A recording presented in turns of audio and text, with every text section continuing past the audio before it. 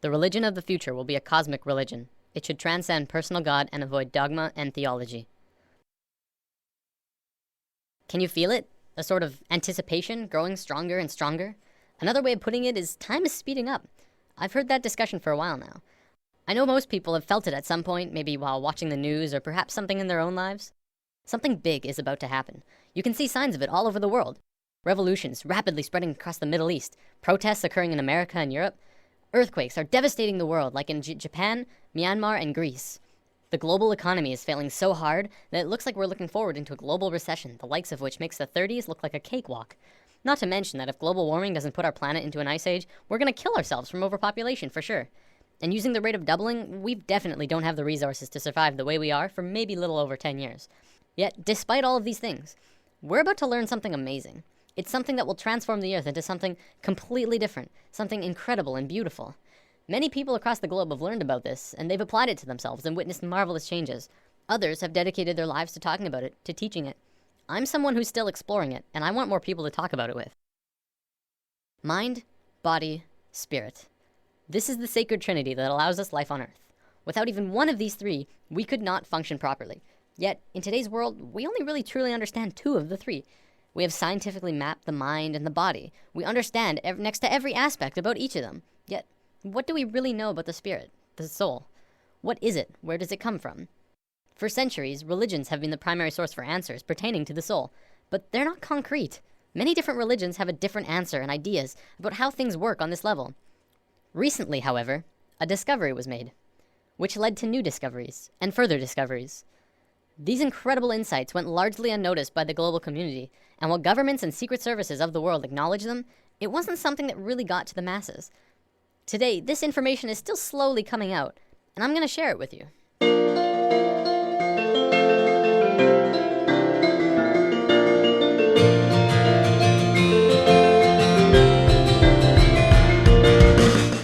In the world of science, what do we really know about thoughts? We know we can measure them. By hooking up scanners, you can measure the frequency that are emitted when you think them. They're measurable, yet there isn't anywhere specific in the brain that holds them. Is it possible that you create your thoughts outside your mind? Maybe not. But is it possible that you create your thoughts into the external world from your mind? This is what we're going to talk about today. Have you ever had a moment where you knew exactly what someone else was going to say, about 2 or 3 seconds before they even started talking? Do you have a shared connection between a loved one or a pet, where you can always tell exactly how the other is feeling, or what they're thinking of, even if they're not really around? Have you ever met someone that you really got bad vibes from, and your intuition turned out right? We've all had experiences like these, at least a few times, some many more than others.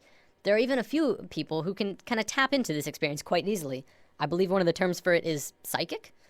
Let's say for the sake of discussion that when you think of something, anything, it appears right in front of you. No, not physically, but let's say it appears in a different realm that's in and around all of us. We'll just assume for now that it's not something that we're consciously aware of, and it's something that we're going to discuss later on. For now, let's just call it the thought realm. When you're doing something, you start by thinking about it.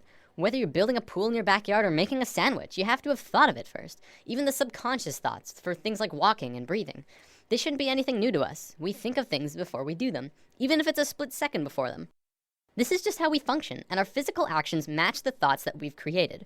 You might say that you move through your thoughts, turning non-physical ideas into physical actions. When an inventor gets an idea, this idea can quickly spread throughout all of his colleagues and friends. Ideas and thoughts are spreadable. Multiple people can hold on to the same idea at once, allowing them to grow and develop further. In this scenario, don't think of thoughts as separate, but as a whole that everyone is latching onto. Of course, because we can't physically see this realm of thoughts, we can't tell exactly what the original idea was, only the interpretation that they describe using functions like speech and body language, as well as our own intuition, which is how thoughts connect to each other. Because of this, we add a bit of our own creation to the mix, our own spice, while still working towards the same common goal. A social gathering is another good example of this at work too. People gathering together because they share the same ideas, thoughts, and emotions as the rest of the people there. An example could be a college course on architecture. People interested in architecture would attend the course because they share the same interest mentally. This shouldn't be anything mind-blowing. It's our day-to-day lives, just from a different perspective. Even if you're using something that someone else made, you're still creating this experience for yourself. You manifested that iPad or house or whatever into your experiences. So with thoughts connecting with other thoughts comes our first big realization. This new understanding of how intertwined we truly are, we are not only connected in the physical realm, but in a mental and spiritual way as well. Up until recently, humankind has always understood simply that they were connected only through their physical being. We assumed that the conscious experience, as well as all of the thinking, was totally 100% isolated from the rest of everyone else. The fact is, we're not. We are so connected with each other, it's almost impossible to believe. Think about almost every creature on Earth. What do we really know about the bond that connects them? Geese are able to travel long distances, switching who flies in front like clockwork. Many fish swim in large schools, and we know that they don't have a form of verbal communication. Our pets are able to communicate with each other without speaking. Yet, it's like they know what each other are feeling and connect in a very amazing personal way. Almost every observable creature on Earth has this connection with at least their own species, if not others. We as humans are the next step in life, but that doesn't mean we don't have this connection.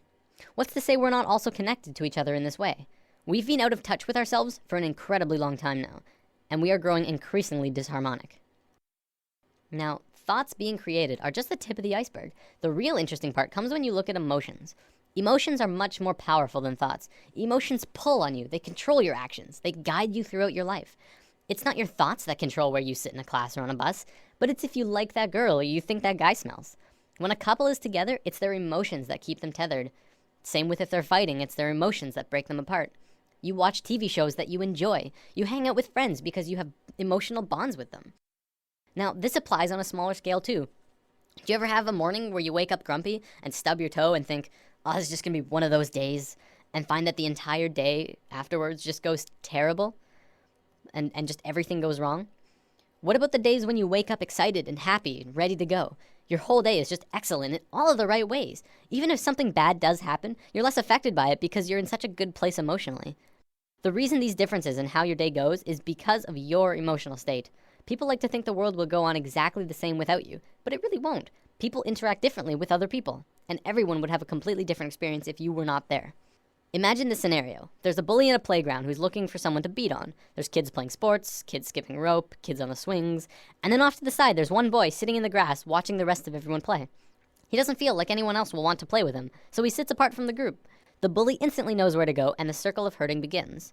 See, it's through the feeling of being vulnerable that you become vulnerable in the physical.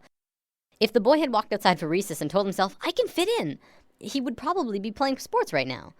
This applies to the bully as well. He didn't have anyone else to play with, probably because of some insecurity, mental, that led him to need to hurt others. He thinks he's doing good for himself by hurting the boy, except he's really just hurting himself long term. You can look into society and see a vast amount of evidence to support it too. The people who are most successful are those who talk most of success. Those who speak most of illness have it. Yes, illness is also a creation of yours. If you have a low immune system, it's because of you. Typically, we like to blame things on the virus going around or our own immune systems, but the way that we become susceptible to them is from inside, whether that there's some ongoing negative energy or some bad feeling that we allow into ourselves. We can heal ourselves also, but I'm gonna save healing for another video. There's only one thing that becomes apparent from this understanding. You create your own reality. We are 100% responsible for the situations that we find ourselves in, the things that happen to us, good and bad. Throughout history, we've always played the blame game. It's his fault I didn't get the promotion. It's her fault I couldn't go to the game. It's everyone else's fault I'm so depressed. Whatever it is, and this may be the hardest thing to truly get, it's your fault. Your happiness, your sadness, your fears and your fortunes, every single experience of your life on earth was because of you. Many of us have heard of this thing called the law of attraction, which talks about something similar to this, but talks more about evidence and not much about this thought realm. Over the entire world, people have written in to tell of their amazing stories, where they've really focused on having what they wanted, and got it through miracles and coincidences. This is but a small piece in the vast ocean of the internal world that I'll be talking about. It is, however, very real, and you can literally change everything in your life by willing it so. I know this from personal experience, and it's not hard to find others who have too. One continuous argument I hear from people who deny this law of attraction is, you don't just think things and change everything by sitting on your ass. To which I reply, exactly. You never stop moving. Just change your mindset and continue on with your life. Create your emotions in your mind, then move into them physically. Don't let your emotions control you. Pull your thoughts into the physical realm. What can you do to change things? Just treat yourself. You don't have to have a crazy life-changing experience from this new understanding. Just buy that treat you wanted. Take that extra time in the morning to make yourself look pretty. Spend the extra $50 on those new clothes. If you're really upset, maybe you should buy that car. Do things for yourself that you know will put yourself in a good mood. Bring yourself up internally, then externally. You will not regret it. I want to bring up one more thing before I run out of time. There was a scientist in Japan a few years back who made an incredible discovery, but one that also went largely unnoticed or recognized by the global scientific community. Dr. Masaru Emoto discovered that by putting words on a side of a glass of water and freezing the water, you could change how the water would freeze into crystals. On a jar that said, "I love you," this is how the water crystal froze. On a jar that said, "You make me sick, I want to kill you," it froze like this. If thoughts can do that to water, just imagine what thoughts can do to us.